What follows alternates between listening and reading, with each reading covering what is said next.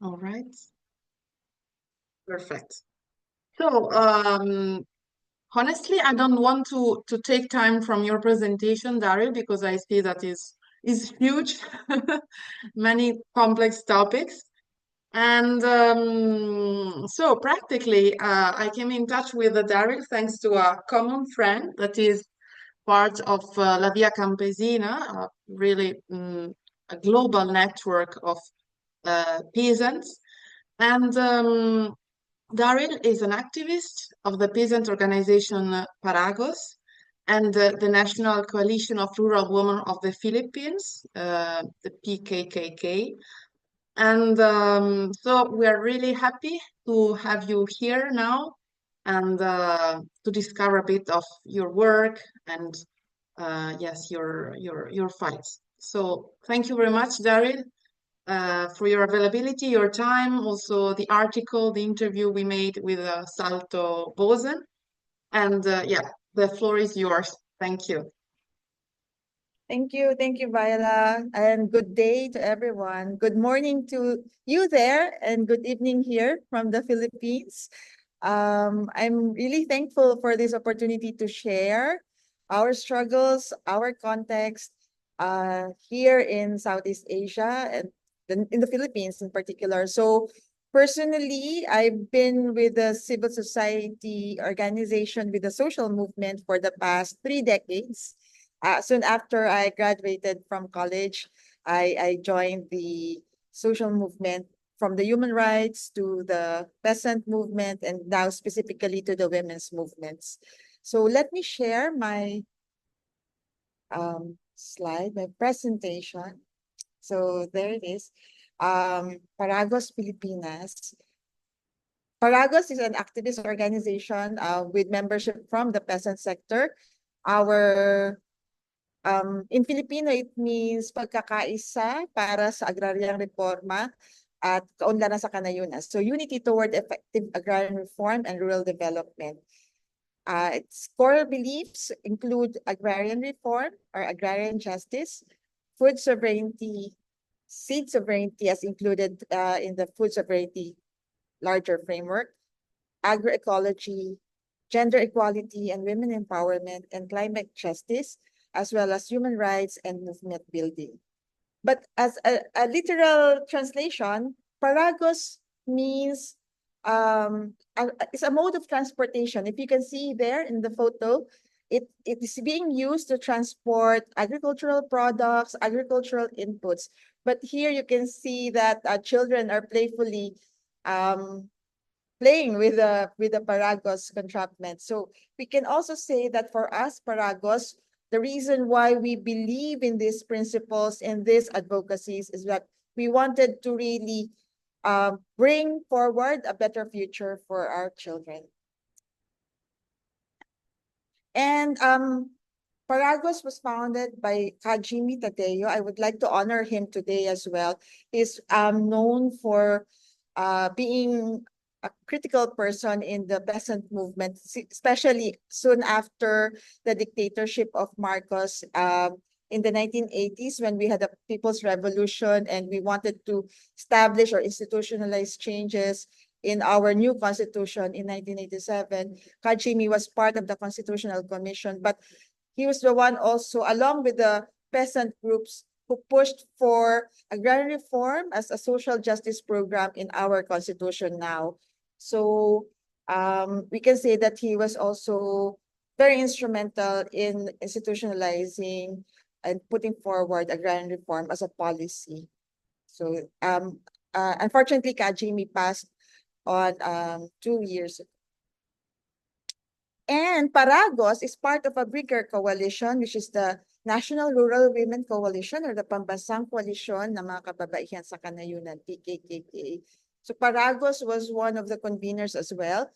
PKKK is present in 32 provinces. So by the way, if we're not yet familiar with the Philippines, so Philippines is an archipelagic country. When I was studying, we used to memorize that it's composed of 7,100 islands. No, but now it seems that it's already 7,600 islands.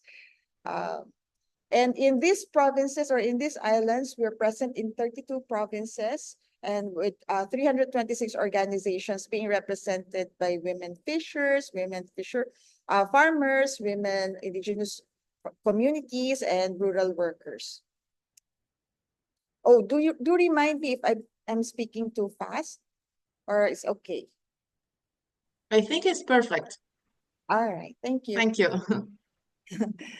So our agenda, our coalition is united on our so-called 10-point agenda or rural women agenda. Of course, at the core of this agenda is ensuring that women are living with dignity, and surrounding that dignity is that because they're able to exercise economic autonomy and participate in political decision making and ultimately exercise self-determination.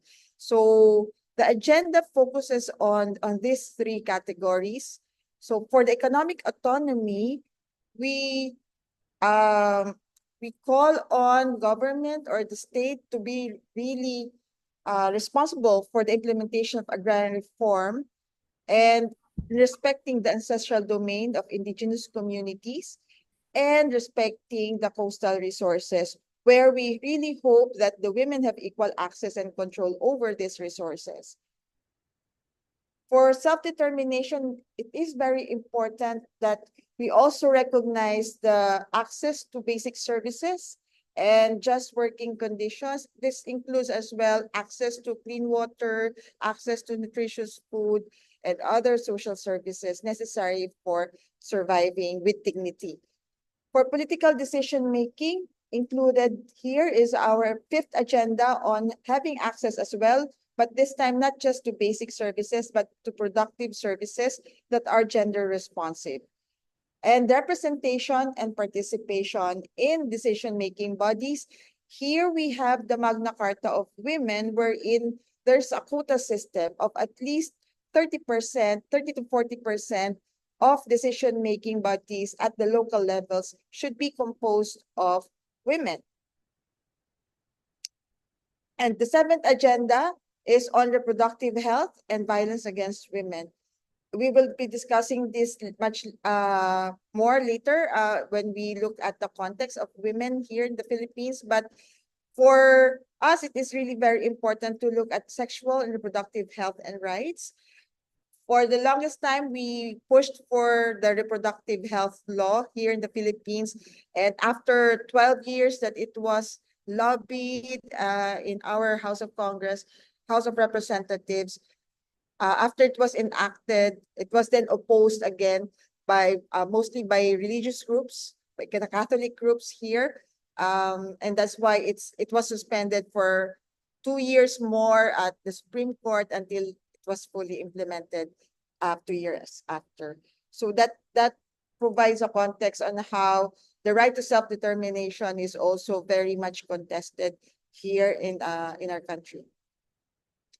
Also, for political decision making is our 8th agenda on the peace agenda in Mindanao, because in the southern part of the Philippines, there has been this conflict between the government and the Muslim rebels, Muslim groups, and now it has been resolved under the Bangsamoro Autonomous Region of Muslim Mindanao. And we wanted, during that time when we were when we convened as a coalition, the peace negotiations was still ongoing, and we pushed for representation of the indigenous women and the women in Muslim Mindanao to be represented both in terms of discussion of the issues and as part of the negotiating panel. Then 10, as part again of self-determination is our agenda on protection of girls and young women. And I put here the last agenda, which is actually the 9th, which is on climate change and our right to safe environment. So I kind of mapped our 10-point agenda according to the 3 framework or principles that shown here. So in 2003, when we convened the first National Rural Women Congress, in which PARAGOS was already part of, our agenda was only eight points. Then as we evolved as an organization, we added the issue on climate change, and then later on, ensuring the protection of girls and young women. So that's the two organizations that I represent now. And I hope I will be able to share as well the issues that our organizations are addressing and also trying to provide alternatives to. But before that, I really wanted to share first the larger context of the Philippines.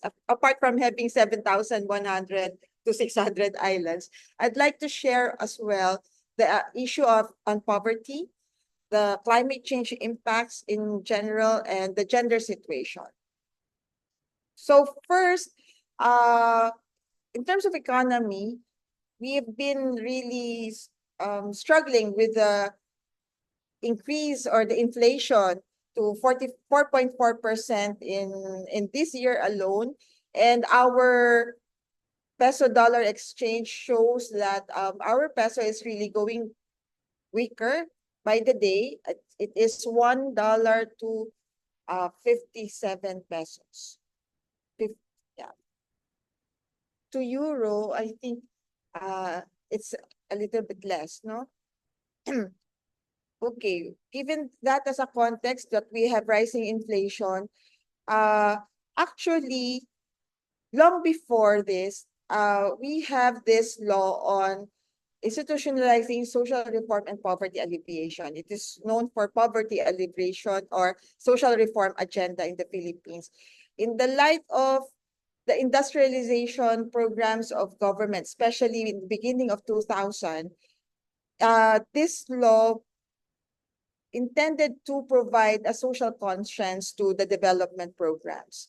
So this was 2000, and we know that at that time, there's very much concern on what the new century would bring. And here in the Philippines, there's been a lot of promises on development, industrialization, and then that's why we said there's a need to put a social conscience and to make sure that this development is indeed for all. So that's the context. The declaration of policy under this law was to adopt an area-based, sectoral, and focused intervention to poverty alleviation.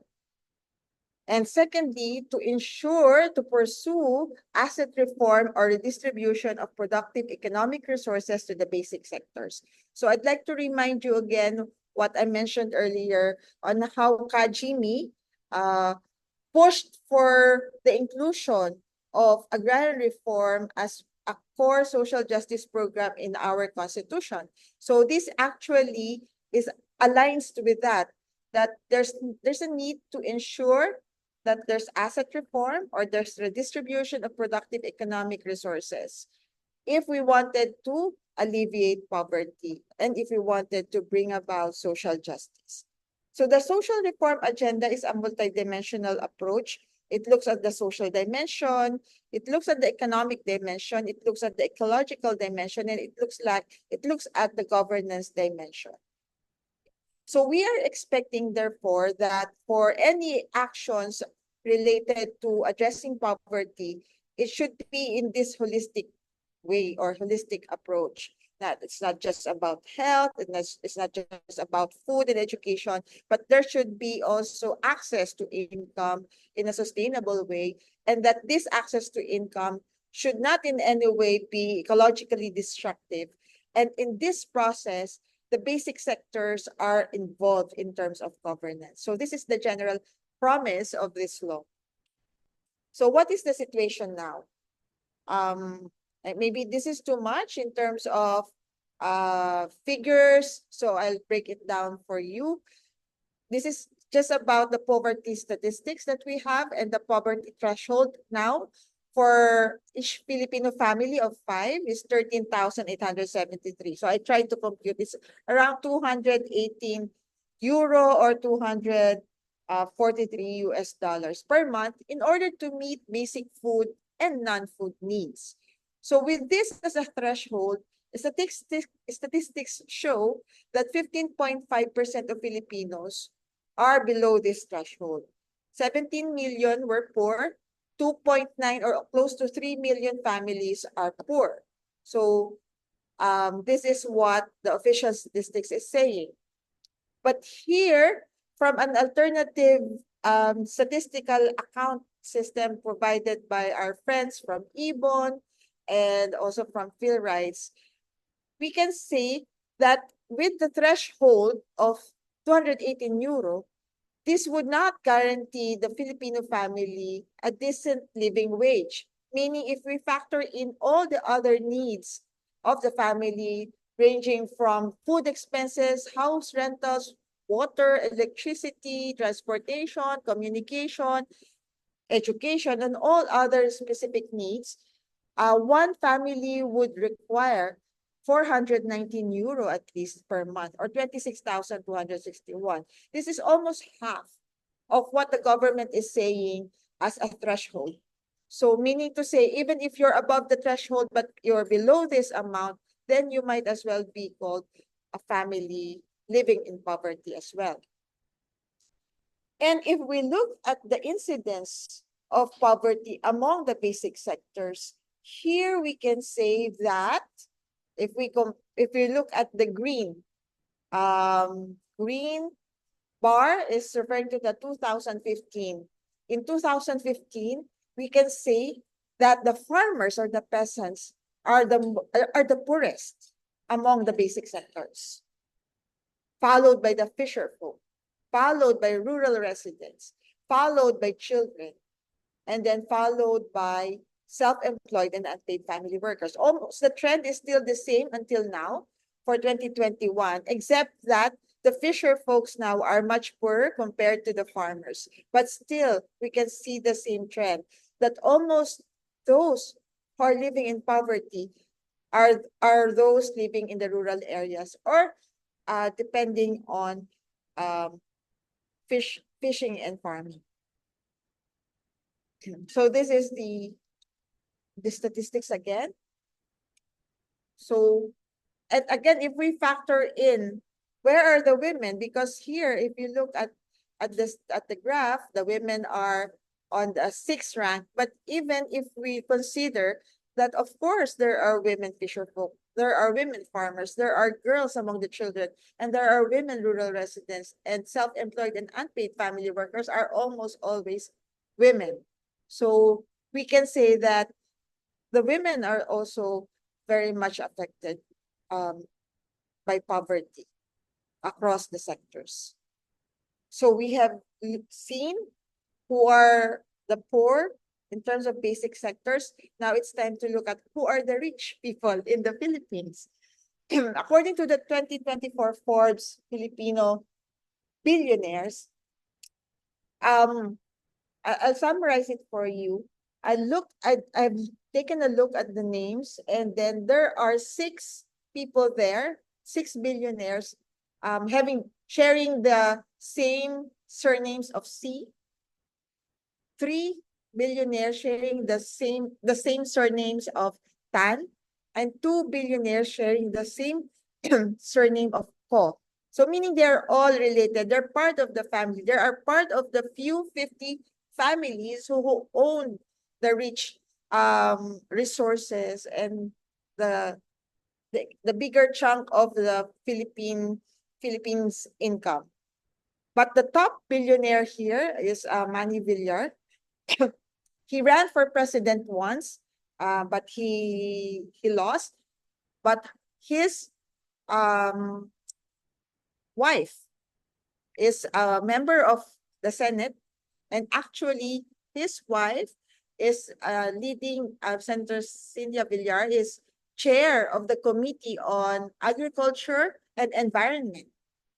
And if we look at the main business that they have, why they are in the top billionaire ranking is that they're into real estate. So that already provides a contradiction. If their interest is on real estate and they're rich, and then the counterpart, the wife, is chairing the committee on policies that are supposed to be for the interest of the poor in relation to land, agriculture, and environment. Already we can see a conflict of interest there. And not to mention that other members of the family, of the Villar family, are also in other positions in government. Okay. In terms of, so we have high inflation rate, we have high incidence of poverty among the basic sectors. We also need to consider that in terms of debt or outstanding debt that the Philippines have inherited from previous administrations, including the Marcos dictatorship in the 1970s to early 80s, we are now indebted to the amount of 15 trillion. And this means that each Filipino is with a loan or with a debt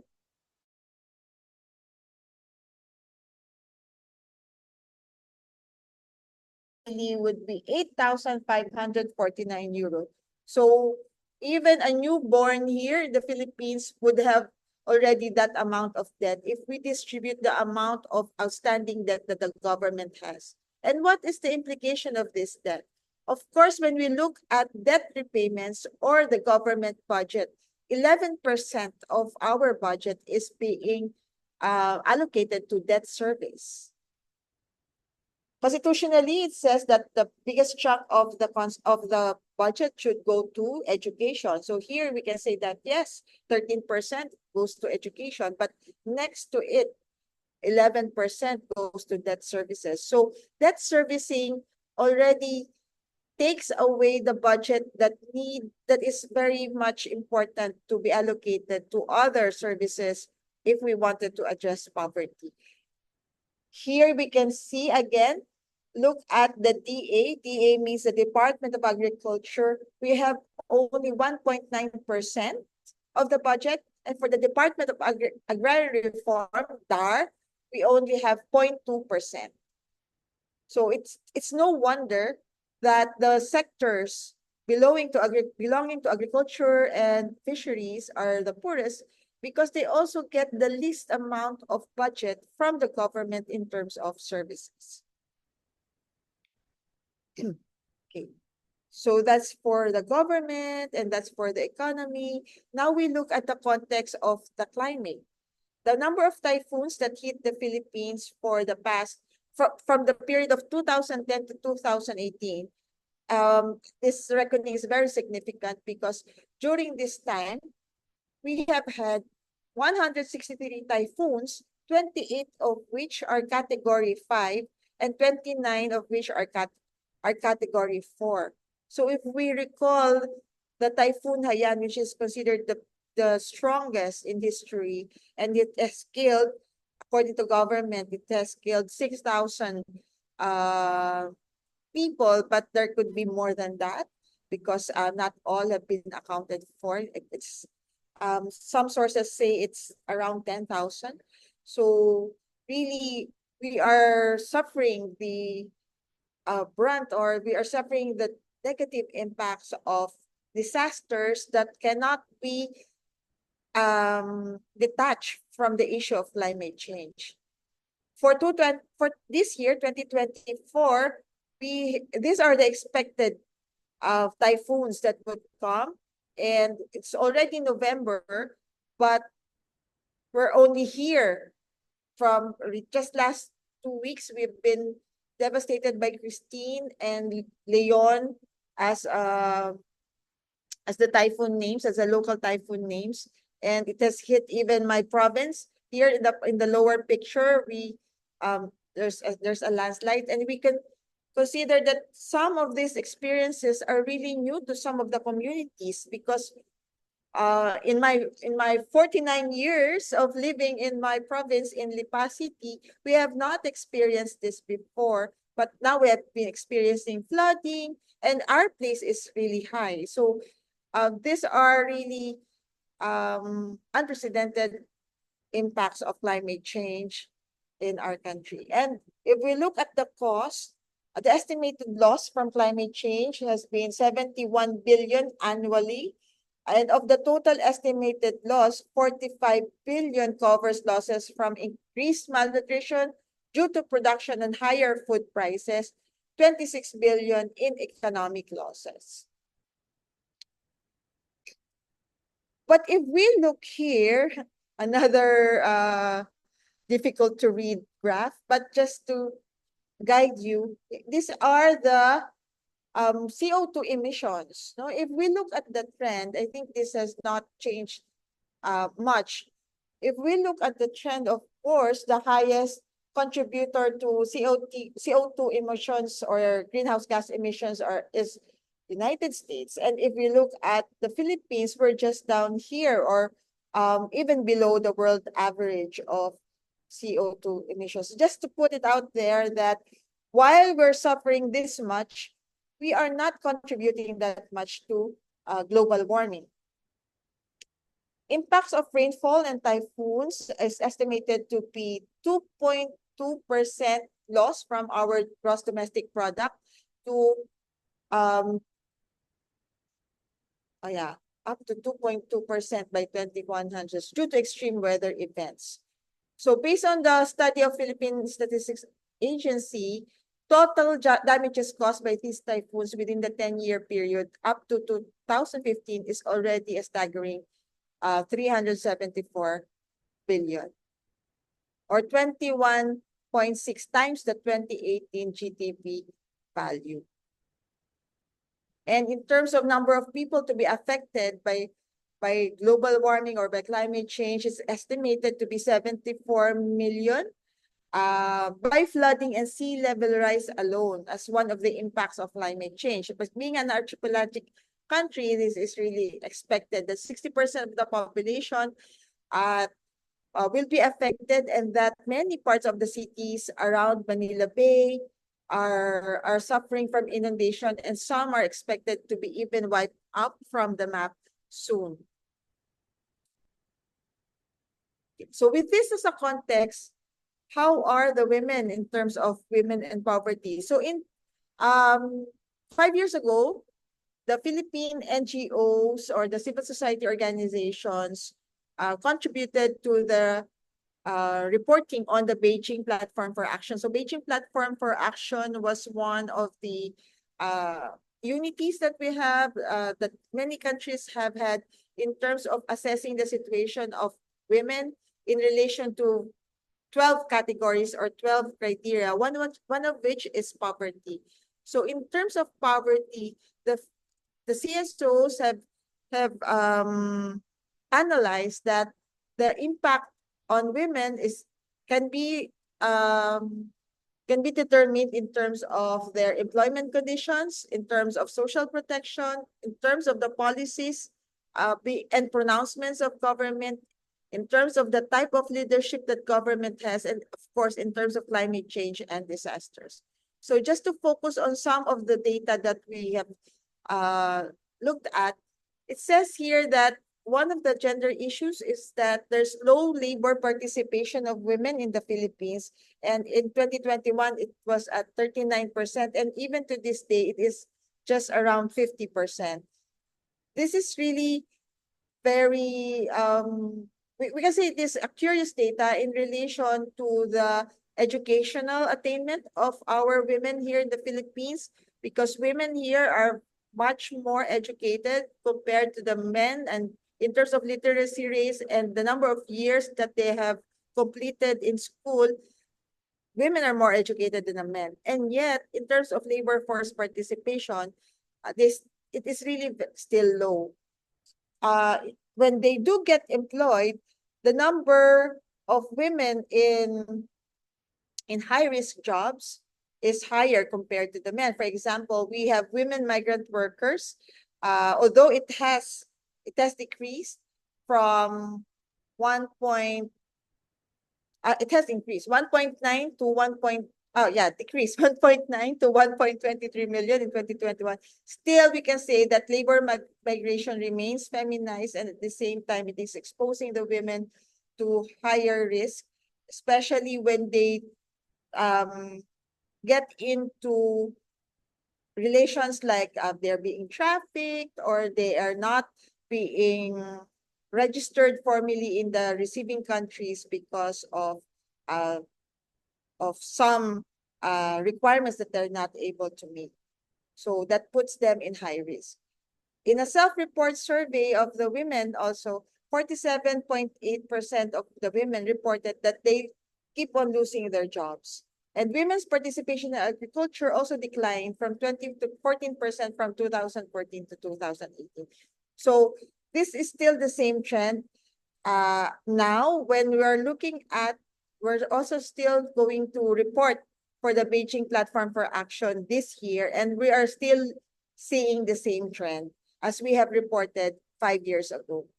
In terms of limited social protection, the women are saying that they work with longer hours and in lower paid jobs with very limited access to social protection. So social protection could mean the health services or health insurances and other insurances needed or pensions that they would need after uh, they have stopped working. So these are really very limited. And because of the budget, again, the government is allocating for this social services. As mentioned, much of the budget is going to debt servicing or paying our foreign debts. So these have resulted to women's limited access and capacity to decide over their health and welfare needs. And it has also increased the unpaid care work of women. Unpaid care work would also mean or implies time poverty. So when we look at poverty, it's not just poverty threshold in terms of income, not just about food, but it's also about the time that women spend for covering the lack of social services. So, or other services that a family would need, it would be the women substituting their energy, their time, and their capacity for these services. So, in effect, women spend 12 hours a day on care work, while men spend 5 hours a day. Women spend 6 hours for primary care, while men spend 2.4 hours a day for primary care. In terms of multitasking, this means that 6 hours for women and 2 hours for men. Across the countries that Oxfam has studied, including the Philippines, girls as young as 8 to 12 spend 2 hours a day on care work more compared to the boys. So this is also a cultural thing that women have been socialized since they were girls to do the care work that they are doing now. And on top of this, women are experiencing violence. 1 in 4 women here in the Philippines experience physical and sexual violence. 1 in 5 experience emotional violence. And of 3 women surviving this violence, only one actually asked for help. So there are many issues that we are facing in terms of violence against women. Some are really very, very cultural. For example, at the moment we have considered teenage pregnancy as a national crisis, when in 2018 it was at 1 out of 10. So the rate was 1 out of 10 young girls ages 15 to 19 is getting pregnant. But now it has decreased somehow, but the ages of 10 to 14 girls getting pregnant increased. While the attention was on the girls, it's worth mentioning that we also needed to look at who who's who fathered who's the father of the child, no? And we've seen that many of these young mothers or teenage mothers were impregnated by or were sired by older men, much older men. So this indicates, again, that there is exploitation, there is abuse involved. And many of these incidences are present in low quintile income families or with poorer families and in rural areas. So these are the context, the priority context that I would like to share with you, just for us to see why we are focusing on these advocacies. In terms of poverty, we're really pushing for agrarian reform. But alongside agrarian reform is the challenge or the additional challenge of peasants being criminalized. For the climate change mitigation, we are pushing for watershed protection, but alongside watershed protection is the pressure from corporations and land grabbers to convert these watershed areas or even agricultural lands. We're pushing food sovereignty and agroecology, but alongside food sovereignty and agroecology, there are policies that are actually anti-food sovereignty and very much market-oriented in terms of agricultural and food trade liberalization policies. We're pushing for UNDROP. We're promoting UNDROP now, especially with La Via Campesina campaign on UN Declaration on the Rights of Peasants and other people living in the rural areas. But alongside that is the ignorance of the duty bearers about UNDROP. And of course, we know that we cannot do or we cannot address the context by ourselves. So we need to forge alliances and also contribute to continuous movement building in our country. So I'd like to point out some of the issues, specific issues now in relation to these advocacies. Actually, it's already 36 years since agrarian reform was enacted. But here you can see from this article, it says here, after 35 years of CARP, or the Comprehensive Agrarian Reform Program, are Filipino farmers free? No, meaning, are we already free from poverty? Are we free from oppression of landowners? So there are varying reports on government's accomplishments. Usually the accomplishments would only tell us about how much land have been distributed, like 83%, equivalent to 4.8 million hectares, and given to 2.8 million farmers have been distributed. So offhand you say, oh, that's great. But it is estimated still that around 500,000 hectares remain undistributed. And it's worth probing to look at the characteristic of this million hectares, 500,000 hectares remaining to be undistributed. Many of these are still being contested by corporations, by private landowners, by big landowners who are still not willing to give up their land, no? Because they feel that they have the right over it, because they own it, but at the same time, this goes against the principle of social justice. The principle behind agrarian reform is really to abolish the land monopoly and to ensure that each Filipino have access to the land if they are farmers, if they are tillers. So this is a land to the tillers program. So again, it's estimated that around 500,000 hectares remain undistributed. And if we look further at the 2.8 million farmers that government has claimed to have received the land, we need to look at the status of this farmer beneficiaries. Are they still able to work on the land? Because when we also ask the farmers, they will say that the lack of support services to peasants have resulted to bankruptcy, meaning they were given the land, but there's no support service on how they can improve on the land. They need the support in terms of capitalization, in terms of farm inputs, in terms of training and technology, but all these are lacking. So among the agrarian reform beneficiaries, if they cannot make your lands productive, then they couldn't pay for amortization because the lands were given not for free, actually. They have to pay for the lands. But if they're not productive, they're not earning, much so if they have been affected by disasters, by climate change, then the tendency is many of them will pawn or sell their lands. Many have been too indebted from traders because with the absence of government, the traders would come in, they would give loans to the farmers. In return, they would have to sell the products to the traders, but at much lower price. So in the end, it's really resulting to bankruptcy among the farmers. So with that, the tendency is for them not to be able to hold on to the lands. KLV Baladad, she's also one of the leaders of Paragos Pilipinas, mentioned that it is likely that the Comprehensive Agrarian Reform Program will be a failure. But it will not be a failure if we will sustain the love to till the land.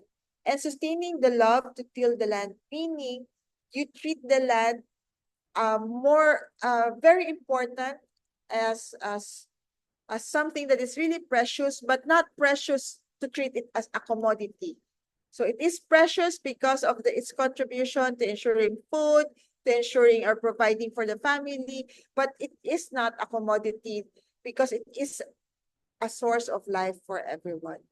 So she says here that let carp lands be and stop the conversion of these lands to stave off hunger and starvation.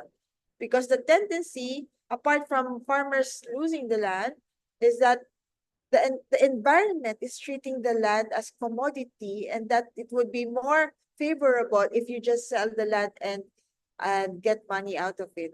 So if this is the motivation, then who will plant? Who will farm? Who will feed the country? So our advocacy is really to ensure that the land is not converted, especially agricultural lands. But here you can see the trend says otherwise. Here you can see at the yellow portion, it is the application of land conversion that has been approved, meaning to say that there's really an increase uh, in land conversion, especially with the rice lands. We have had around 500,000 hectares of rice lands that has been converted since for the past 2 decades. Now, the effect of poor agrarian law implementation to the rise of landless farmers to own land and to the food sovereignty of the Philippines is very drastic, very negative, in fact. And if we look at the conversion of the irrigated and irrigable lands, rice lands have shrunk by 45%. So our rice production, rice being our staple food, has has decreased. Our capacity to feed our fellow Filipinos have decreased. And it is because government is allowing even irrigated lands to be converted. Technically, if the land is being irrigated, it is considered to be fully productive and should not be converted to non-agricultural use. But because of the unfinished coverage of agricultural lands under CARP, if, for example, some of these lands have not been distributed yet to the farmers, then the tendency is for the landowners to really just apply for conversion, so for it to be exempted from the agrarian reform coverage. And also, with the poor implementation on the provision of support services, again, the tendency of the farmers is to really look at it is most beneficial for them to just let go of the land if they cannot make it productive anyway, and putting them into bankruptcy. Another context in the agrarian reform is that question of the 2 million farmers that have benefited or have said to have received the agrarian lands. How do we look at the sex disaggregation of data? How many women are part of that 2 something million farmers? Here, it says that only 32.8% or about a third of the beneficiaries of agrarian reform are women.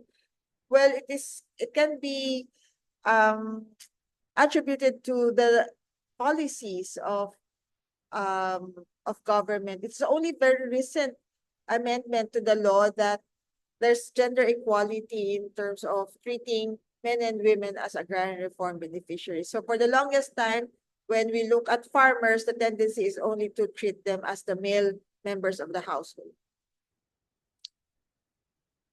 Apart from the slow implementation of agrarian reform, there's also the issue of criminalization, evictions, and other forms of human rights violations that is being experienced by our peasants, our farmers. So, for instance, in the case of the Sumalo farmers, Sumalo is the name of the village from Bataan. Bataan is the name of the province. Very recently, there were 8 peasant women who were charged with trumped-up cases of syndicated estafa. They have long been fighting for their agrarian claims, but the corporation would harass them by filing criminal charges. Actually, it's the case of estafa is just one of the 40 cases that they are facing.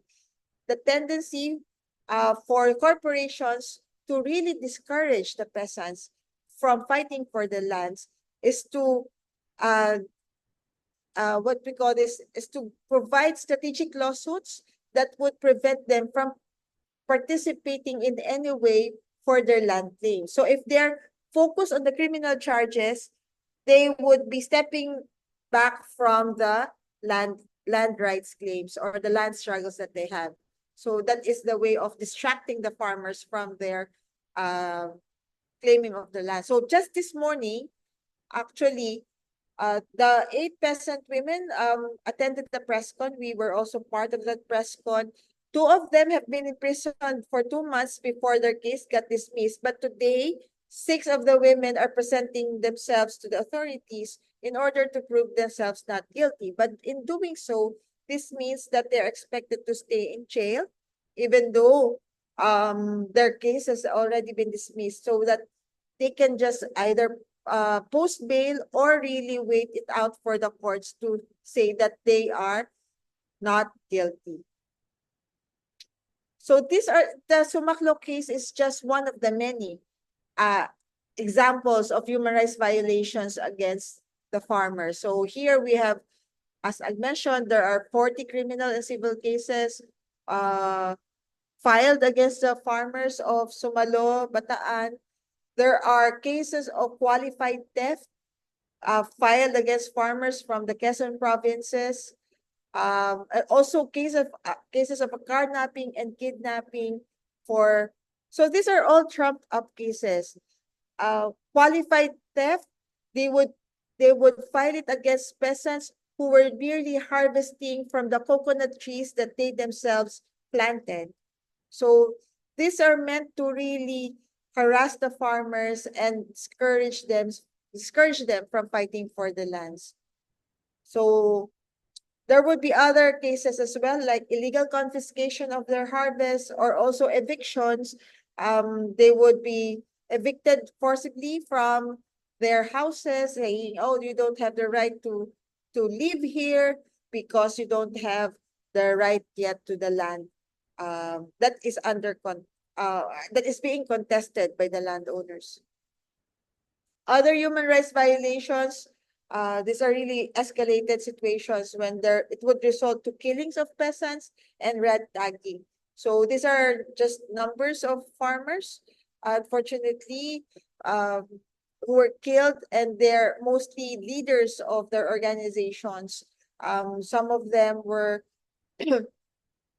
killed in encounters, or they were ambushed while they were on their way to the hearing of their cases. There's also the so-called red tagging here. Red tagging is when the government would brand you as a communist or terrorist group, even though you're just simply a member of an organization who happens to be fighting for your rights to the land. So this is very prevalent here, the red tagging of members of the social movement. So all these issues are very much related to the land, the fight for the land. So we're facing harassments from the corporations. We're also facing harassment or red tagging from the government. In terms of agroecology as an advocacy, agriculture and food sector is still dominated by large corporations, and while small-scale producers are bigger in numbers, they get little support. Income opportunity and contribution to household food security is not counted or valued. So when we say that the sector is dominated still by large corporations, it means they are benefiting much from the income of the sector. In relation, peasant food system and agroecology practices are not prioritized in the public budget and programming. since the emphasis of the public policies is on high-yielding production that is often chemical-based and large-scale. So there are two things I'd like to point out here. First, earlier on, we've seen that in terms of budget allocation, the government is not really prioritizing food. That is not prioritizing the Department of Agriculture nor the Department of Agrarian Reform. So how much more can we expect that they would support agroecological practices?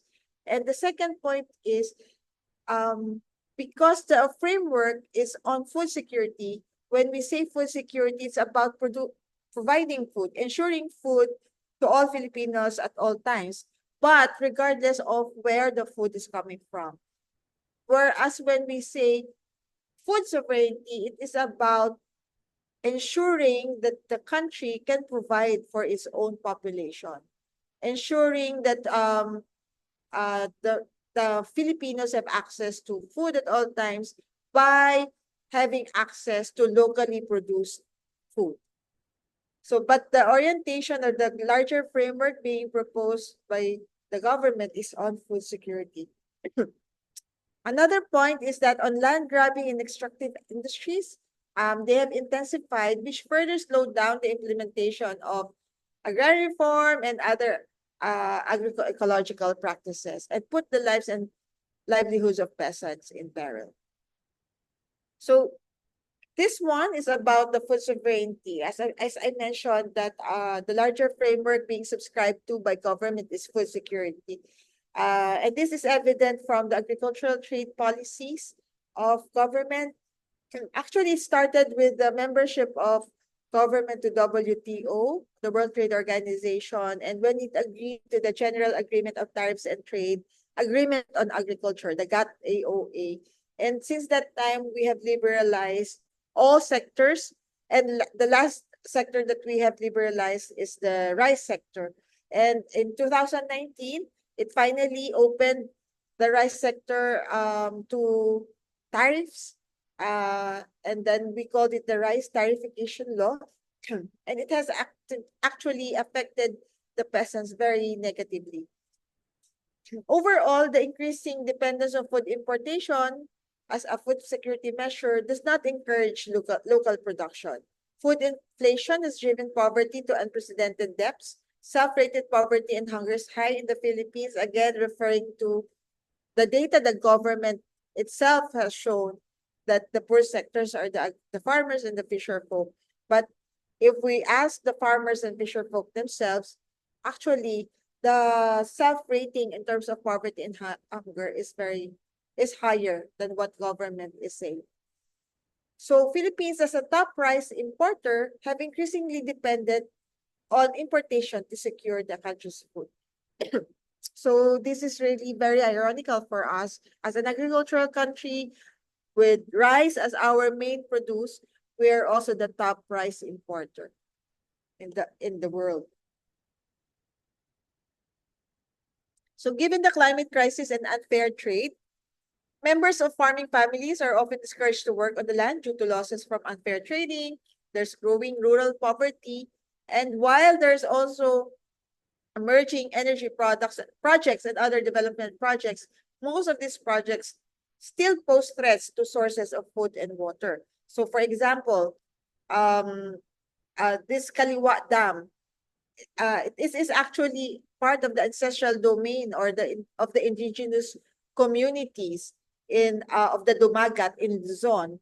So Dumagat is the tribe. This is their ancestral domain, and the Kaliwa Dam is argued to be very important. It is a mega dam that would supply water to the capital of the Philippines, to the Metro Manila, but it would mean submerging around 93 hectares of forest lands. So this is how current development projects intended to benefit other sectors are actually damaging sectors in the rural areas. So I will be rushing because I'm looking at the time. It's already more than 30 minutes. Proposed legal reforms aligned with UNDROP implementation. So again, UNDROP is the UN Declaration on the Rights of Peasants, and these are the reforms that we'd like to push for. So for example, the National Land Use Bill, it has been proposed for the past 25 years, but it's not being acted upon. Again, not being acted upon by the committee of which the chair is benefiting from real estate. So that's the irony of it. We are also proposing the protection, conservation, and rehabilitation of watersheds, especially watersheds supporting national irrigation systems. We are also pushing for the inventory of the distributed agrarian reform lands and to determine if these lands are still within the control of the peasants. Prohibition of land conversion of agricultural lands, especially rice lands, support peasant-led agroecology, and build alliances with climate justice groups. I'd like to start first with peasant-led agroecology. So there are many activities or initiatives being done by peasants in terms of agroecology advocacy and projects. You can see in the picture, we have organic, we have seed saving, organic farming, backyard gardening, and all these are believing that agroecology is based on science. It is functioning of the agro-ecosystems, and that's why it is very scientific. And the practices of agroecology permit farming in a more sustainable way, and that it is also a movement seeking to make farming more ecologically sustainable and more socially just. And at the same time, it is a political practice that it challenges and transforms structures of power in society, meaning it should be peasant-led and not corporate-led. So for La Via Campesina, agroecology is the answer of transforming and building our own local food system. It is essential alternative to the model that we see now. It is the means of transforming how we produce and consume food into something better. So that's why our activities, especially on the ground, is looking at agroecology as response to climate crisis. Here are some of the practices being done, and almost always we include the youth in these activities. For example, in producing organic fertilizer, in vegetable production, excuse me, and also looking at technologies that are very much resource-based. Here in the Philippines, we have so many coconuts. So here's an example of technological interventions and value chain promoting as well, looking at coconut husk and organic concoctions. And part of the agroecological practices is really to look at traditional crops, such as root crops, that are more resistant to pests and in extreme weather conditions. And these are good sources of food as well.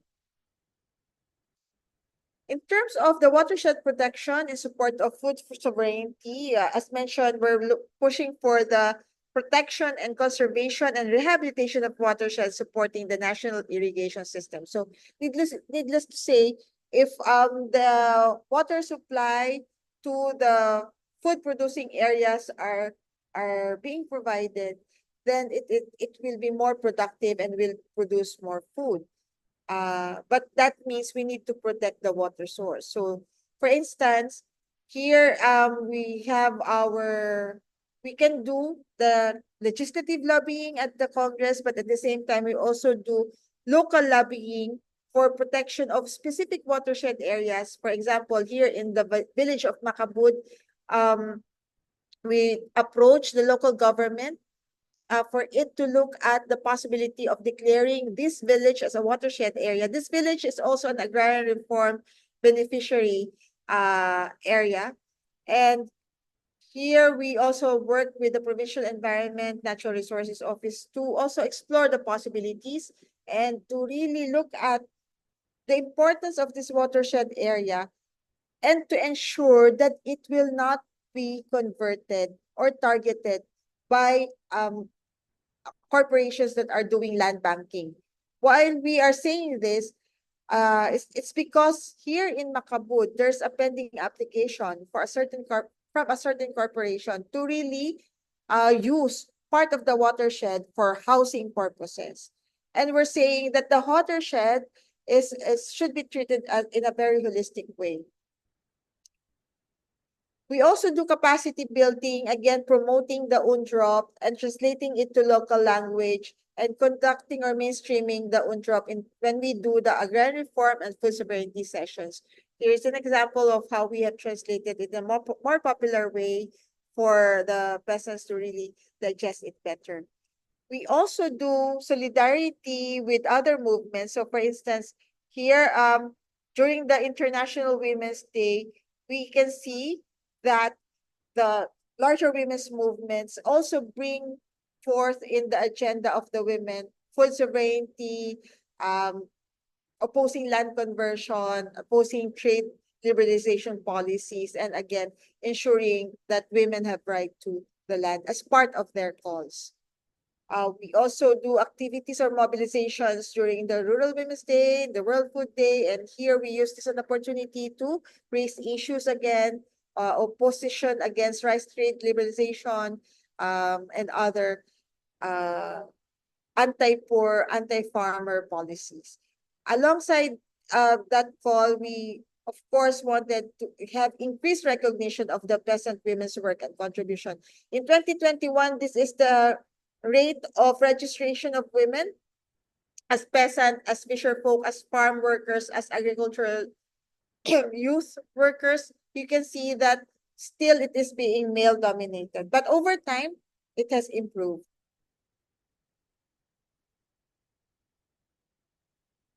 Sorry, might be too fast. So this is the improvement already that at almost there's parity in terms of registering the male and female fisher folk, farmers, rural workers, even those with disabilities and indigenous peoples. We recognize that being part of a larger movement is very important. Being part of La Via Campesina is very important. We have localized the campaigns, especially, for example, during the Day of Struggle for Peasants every April 17, and also every September 10, when we have to articulate our opposition against WTO as detrimental to the lives and livelihoods of our peasants, and of course for March 8 activities to ensure that we recognize the working women from the rural areas. So this is an example during the pandemic when we weren't able to gather together. We maximized the social media to really say our opposition against the rice tariffication law and its impact on the farmers. We also join calls for equitable and just transition in terms of energy. So this one is in our province in Batangas, where we call on government to really look at the impact of so-called transition energy, like the liquefied natural gas power plants being established there, but at the same time, it's really destroying the lands, destroying the coastal resources, and destroying the health of the communities. So we're part of the Philippine Movement for Climate Justice. And one of our calls is really to call for local governments to declare climate emergencies in their areas to end coal and fossil fuel usage. Okay, I really rushed so that you can really also ask questions. I'm sorry. I hope it was not too fast. Oh, it was great. Thank you very much, Daryl. It was really, really interesting and also very clear. So thank you for this huge work of condensing so many information for us. So now, good. We have still 25 minutes for some question and answer. So I will just give the floor to some of us that have specific questions because we will develop some articles that will be printed and also published online. So please, who wants to start with some questions? Okay, I'll just start.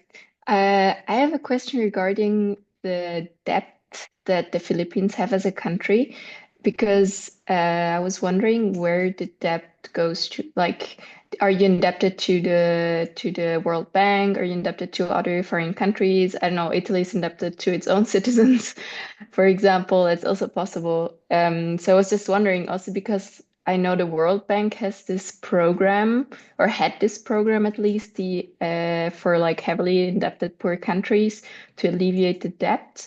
I know the Philippines did not fall under this program, so yeah, I know. I just wanted to know more about it. Thank you, Marie. Historically, these are really foreign debts. No? A big chunk of it coming from World Bank as well, especially the debts that were um uh that were that we got during the time of the Marcos dictatorship in the 1970s. Most of these debts we call illegitimate debts, because most of these debts did not go actually to the intended purpose. And as you may know also, that under the dictatorship, most of the resources were corrupted and given to the cronies of the dictator. So for instance, we have the Bataan nuclear power plant. And this did not actually it was constructed, but it actually did not operate. So it is one of those illegitimate debts that we did not benefit at all. So a big chunk of our debts came from the from the dictatorship years. But over time, it has increased, and it has also, we have, I believe we have sourced debts not only from World Bank, AD, or Asian Development Bank anymore.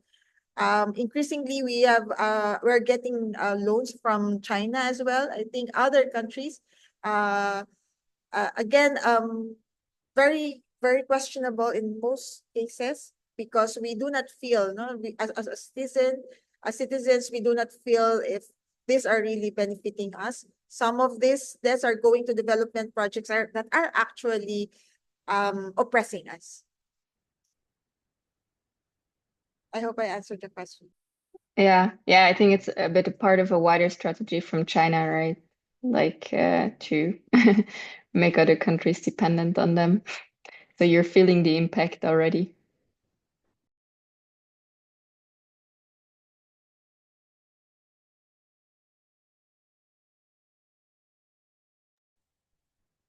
Another No, okay. Another question I had was on the corporations you said. I was not quite sure. Maybe I like lost track for a bit. But when you were talking about like this like how was it called? Land conversion? No, not land conversion. Sorry. The land that is being redistributed. I forgot the program, how it was called. But where did this land come from? Like the government, of course, had to take the land from someone that probably had it without having the right for having it and redistributed it to the farmers. And where does this like land come from? Thank you, thank you. That's very important. When the comprehensive agrarian reform program was introduced, or already in the first wave, the 1960, I think 1970s, no, there's already this program of redistributing the rice and corn areas. So many of these lands are public lands, but for the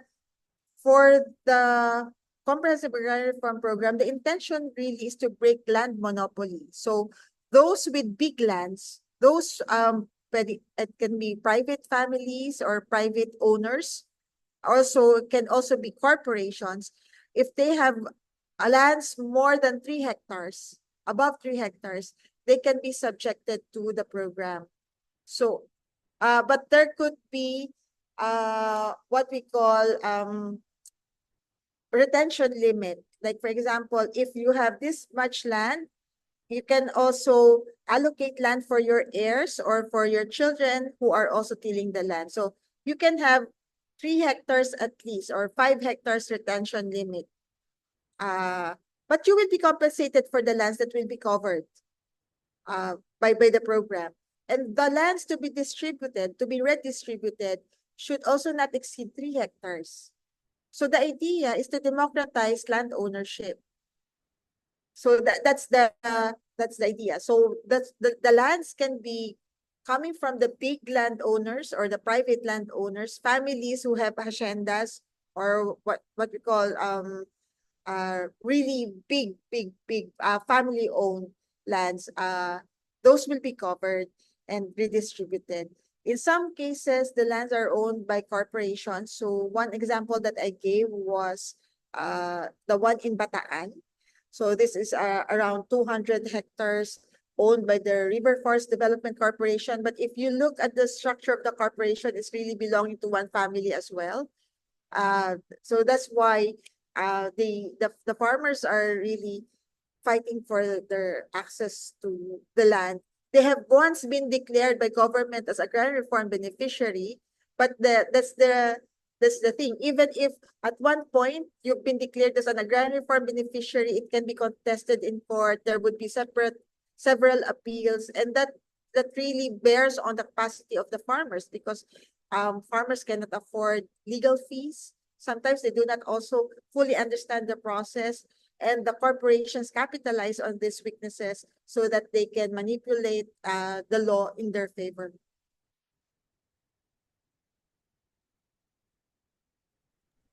Thank you. Are there So any there's questions? Oh, sorry. no.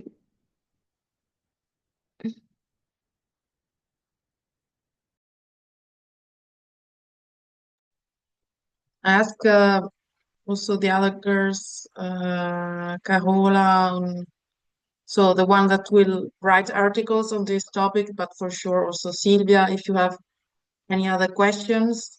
So I have some questions, but I prefer just to maybe wait for yours so you have time. Or I can just start with the questions and then let's see if there are others. Okay, I'll make a question. So I would like to know how much is spread the concept of agroecology among Filipino farmers, and also because I've never been there, never been also in Asia, so maybe it would be interesting for me to understand a bit also how is conceived and lived also the relationship with nature, with the environment by Filipino farmers. So what kind of approach there is to nature and natural resources? Thank you. Thank you. I remember when I was a kid, or almost every kid, every child here in the Philippines, the first song that they will be taught is this song about Bahay Kubo. It's about a nipa hut, a small hut where everywhere all the food that you need is being grown around that nipa hut, that native house. So if we look at that culturally, it means that uh, all every new generation is being introduced to the idea that you can produce your own food, and you get to memorize all the vegetables in that song. Unfortunately now, that's not the reality. So, because the reality is that most of the farmers really have to sell the food that they produce, or because they need cash more, and sometimes even if they leave some portions for their household consumption, it is not enough to really make the family have access to nutritious food. So um in terms of reality, it's not it's really an irony that the farmers cannot feed themselves in a way that they wanted to, or ideally they can feed themselves. So because everything can be everything has to be transacted. Sometimes if they're too much indebted to the traders, all their harvest may go to the traders and leaving them the poor quality part of the harvest. Okay. Having said that, um, the government's program is that is very much related to agroecology is the organic organic law, organic rice law. No? In this organic farming program, there are certain requirements that you need to meet to be categorized or to be credited, you need to meet certain guidelines that would count you as an organic farmer. But these guidelines are not are high or cannot be met easily by the farmers who wanted to practice organic farming. So if you look at the statistics, there's small number of farmers who get to be certified as organic farmers. So what we want to see as a movement is that when you want to practice agroecology or when you want to practice organic farming at the minimum, is it important for you to get that certification? Or is it important for you to really be able to practice what you believe to be a more sustainable way of farming, regardless if you had that certification?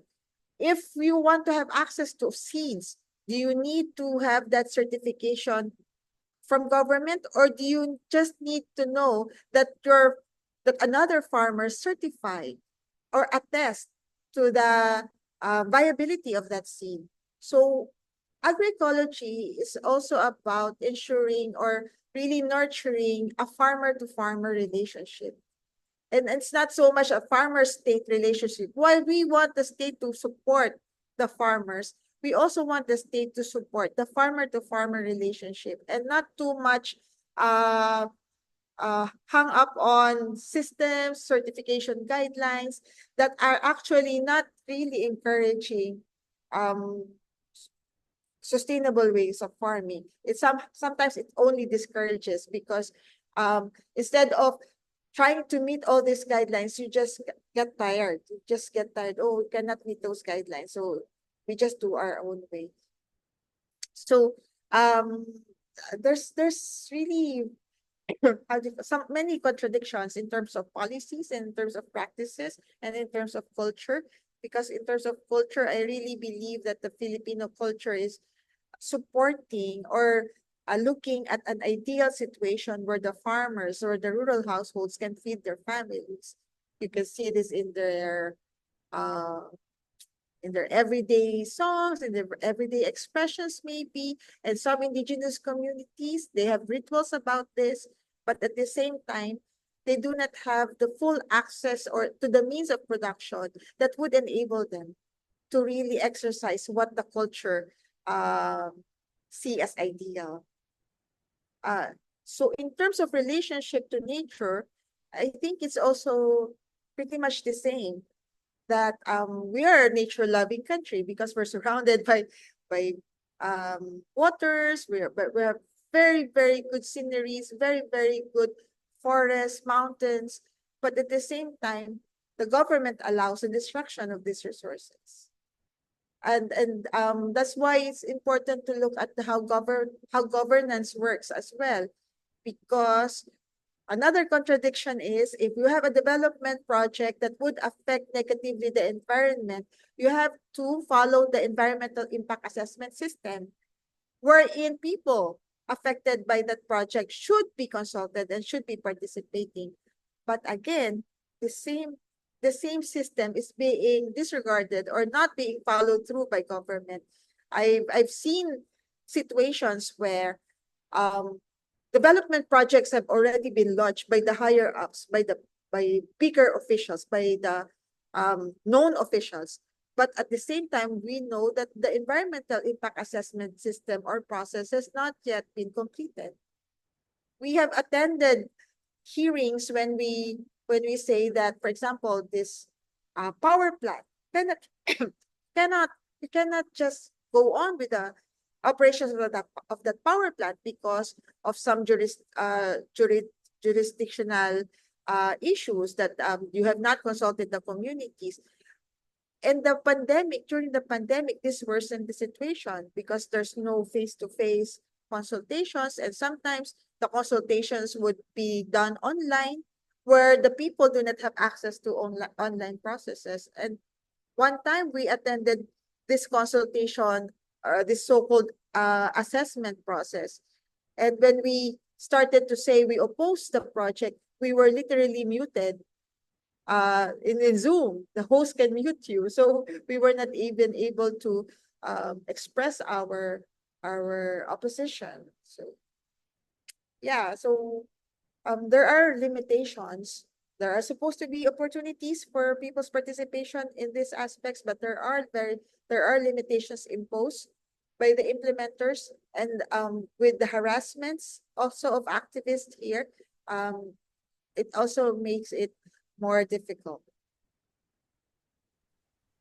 Thank you very much. This reminds me to an article of you that I read about authoritarianism, and so this article was connected also to women rights.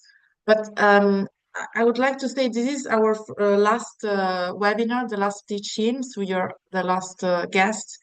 And something that was a bit recurrent was the problem that without good governance, democracy, and a culture of transparency, of responsibility, is really difficult also to take action, to take climate action, climate justice action, social action. So the impression is that this is a kind of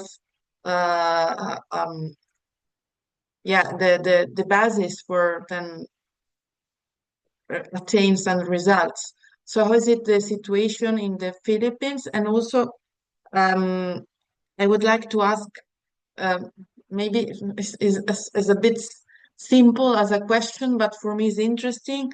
So in your experience, also in this complex context, also from a political point of view, um, where do you find the strength to go on to what gives you strength to to follow this narrow road to bring some change. Thank you. In relation to governance, I mentioned about farmers or even activists, even environmentalists facing charges, charges that are often always trumped up or um, just made for them to really be discouraged from pursuing their advocacies. We call this as strategic lawsuits against public participation, or SLAPP, SLAP. And this has been recognized, especially for environmental activists, that oftentimes they're being sued with SLAP so that they will not pursue their advocacies. And the peasants are also experiencing the same. And we're trying to raise this an issue as at the legislative level. We're asking the members of the House of Representatives and the Senate to really conduct an inquiry on this, that this is not, these are really systematically being done by corporations and by those who do not want the people to be having a claim or control over their resources, and being systematically done. The government condones it, meaning to say they really need to conduct an investigation on this aspect. And it's not just peasants facing legal questions or facing legal cases, but some of the peasants are also being harassed and killed in the process. So that's why it's really very important. Red tagging is also contrary to a democratic environment, because when you start to question policies, or when you try to organize so that you can also lay claim to your rights, the red tagging issue is always there. And although the Supreme Court has already issued a decision that this should not be allowed, this is clearly a human rights violation. The Commission on Human Rights is also conducting investigation whenever we report about red tagging. But still, there's another policy that we have, which is on anti-terrorism. And the anti-terrorism law has really is actually anti-activism, as we can say, because it's really about discouraging opposition to government policies. So what do we do? What can we do? the only thing to do is to move forward, to continue what we're doing, to organize ourselves. And I think that's where also I get my strength. I believe in the power of arouse, organize, mobilize, that we need to have groups of people, we need to contribute to the building of movements so that we will be a stronger power in relation to the power over that is being exercised by states and corporations. So we need to mobilize on our diversities, on our capacities, and really, this is very helpful for many of us. And through this, we can show solidarity on the issues that each sector is experiencing. Because sometimes we may not be the ones experiencing that, but we can feel the pains and we can also contribute to the joy. So we hold on solidarity as our way of building strength.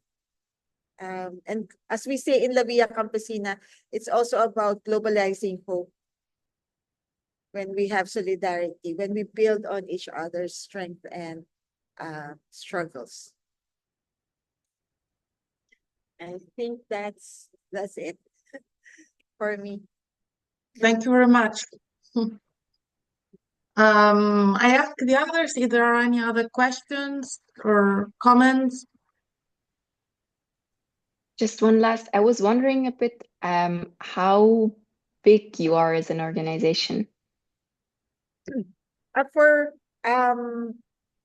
Paragos, we're just limited to organizations from the Central Luzon part of the Philippines. We have 10 organizations from different municipalities and communities, but we're part of the National Rural Women Coalition. So the National Rural Women Coalition is present in 32 provinces with 326 organizations. So we count the members in terms of organizations. Thank you.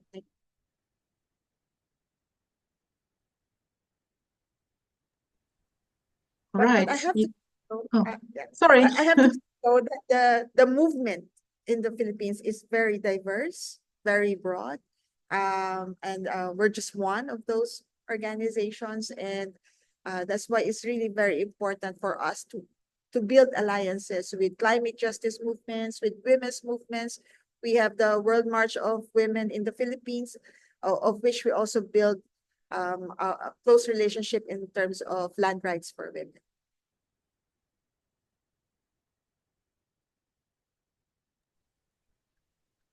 So thank you very much.